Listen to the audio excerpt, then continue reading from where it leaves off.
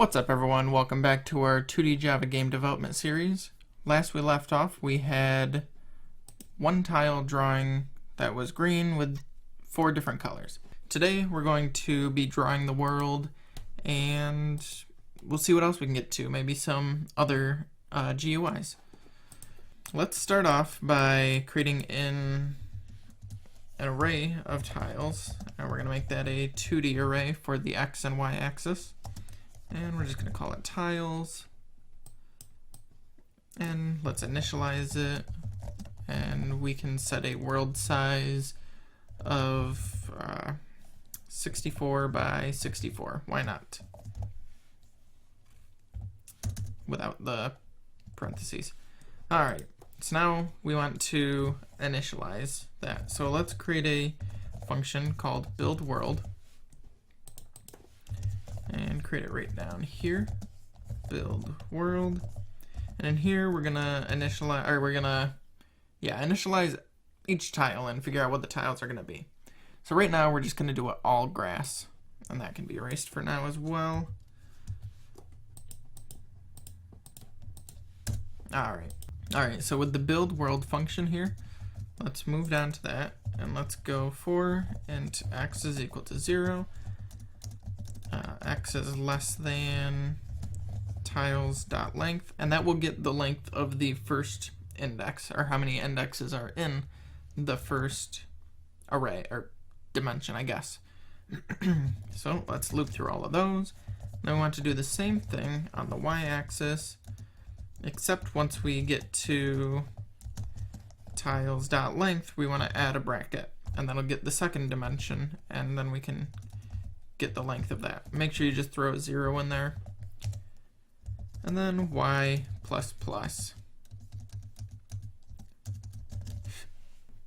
Okay, so now that we have that, let's just initialize the tiles.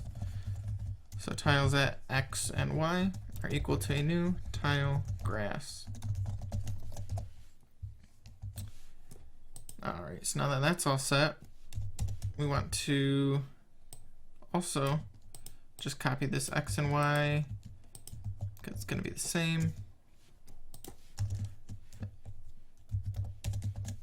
And then just loop through them and draw them. So tiles at x and y dot draw, or what is it? Render. So we'll give it arguments of x, y, and then g. So now that we have that all set, we should have a whole screen full of grass tiles. And we're still getting that issue with the gray background. So if you guys have an idea of what could fix that, just leave it in the comments and I will see if that can help. Because I am not really sure why it's happening. Maybe we gotta do this dot set visible. Let's see if that'll fix it. Make that true. And see if that fixes it. Alright, so now we have all of our grass tiles, but we can't do anything right yet. So let's create a offset. Yeah, let's just do that. So let's move the world around. So let's, actually this can be a private, but we want to make a public void update. And then we need some variables. So a private float pose x, or we'll just do cam x and cam y. And then inside of our, oh, we haven't even gone to GUIs yet. Okay.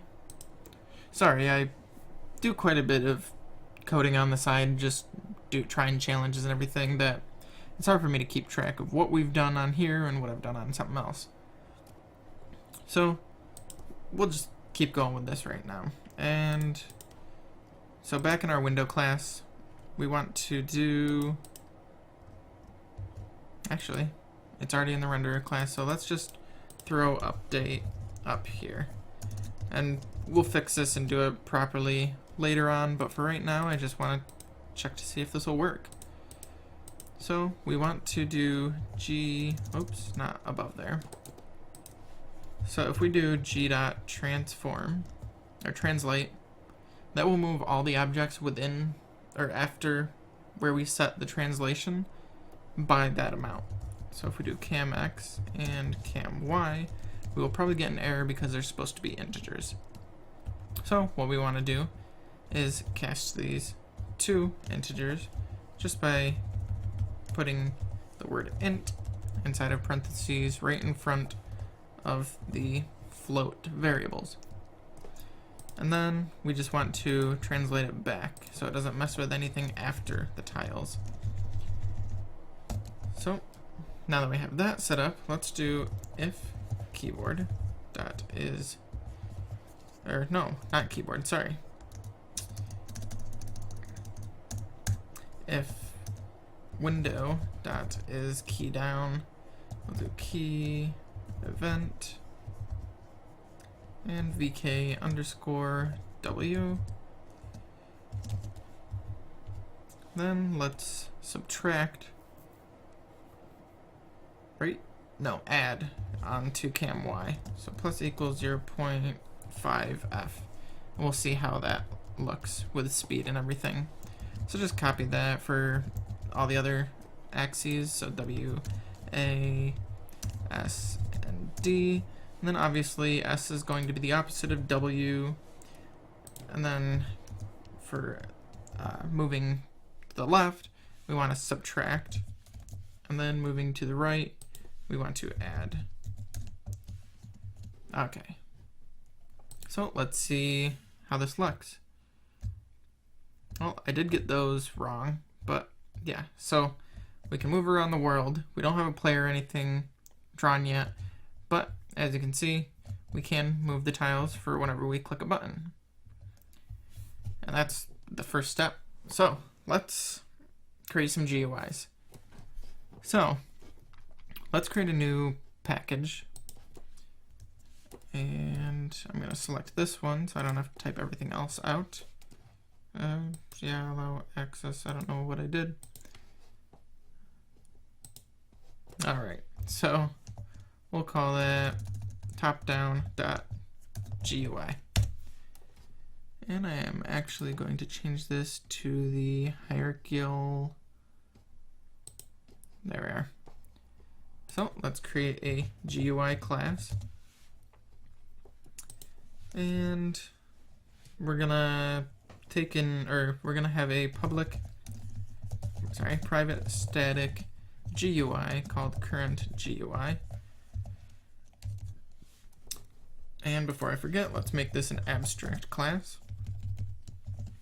And an abstract just means that any function that you put abstract right after public, like this, and then you do void render. You don't have to do brackets. Actually, you can't do brackets.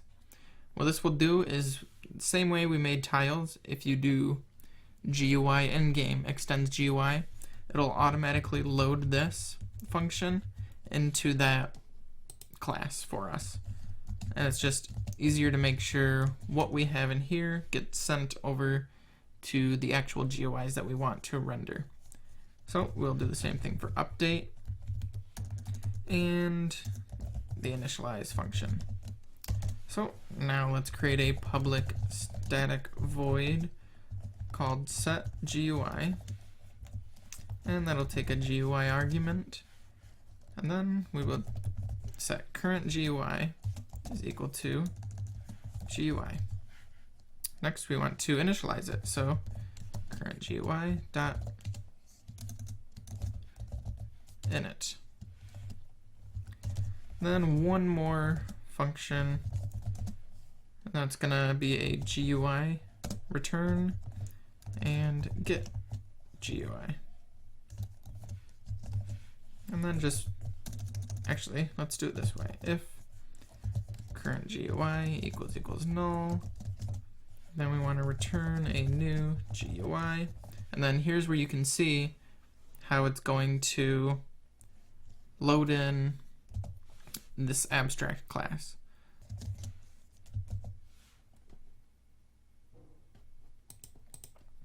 Okay, so I fixed it, and I don't know what I was thinking. It's new GUI parentheses and then the brackets, as if it's going to be a function.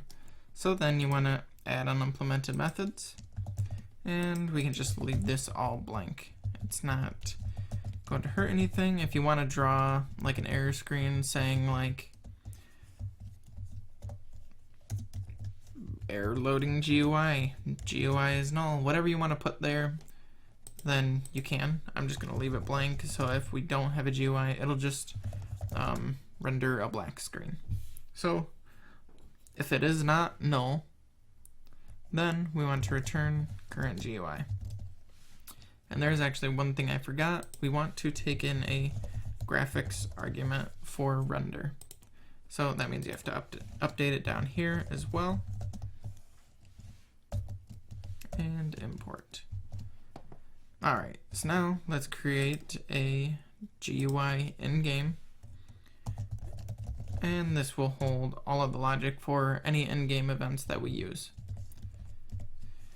So let's extend GUI. And then same thing, hover over, add unimplemented methods. And we are done with in-game GUI for now. And then our last step is inside of here, let's just take all those, move them over to GUI in-game. And then for the render function, render function, we'll copy what's in the paint function with the tiles. You can leave the background thing here. We want to delete update from up here. So it's like a fresh slate. And then we can just copy all of these update methods and put it into there as well. Alright. So now, render class, we can get rid of update. And, oh yeah, we want to copy over some other stuff. So take over build world, and then build world inside of our initialize function. And then same thing with the initializing the tiles. Alright, so now with that all set, we should be all good. Last things. So for the last thing we need to do GUI.get GUI render with a G, GUI.get GUI.update, and then up here we want to set what our current GUI is. So GUI.set GUI new GUI in-game. Make sure you import that, and then nothing should have changed basically. You can still move around, and obviously I need to reverse my A and D keys. So now with that all set, that will end off this episode. In the next episode, I will show you how to make a player, and we can get all that stuff fixed, and then make sure any tiles that are off this screen are not rendering. So I will see you guys then. Have a great day.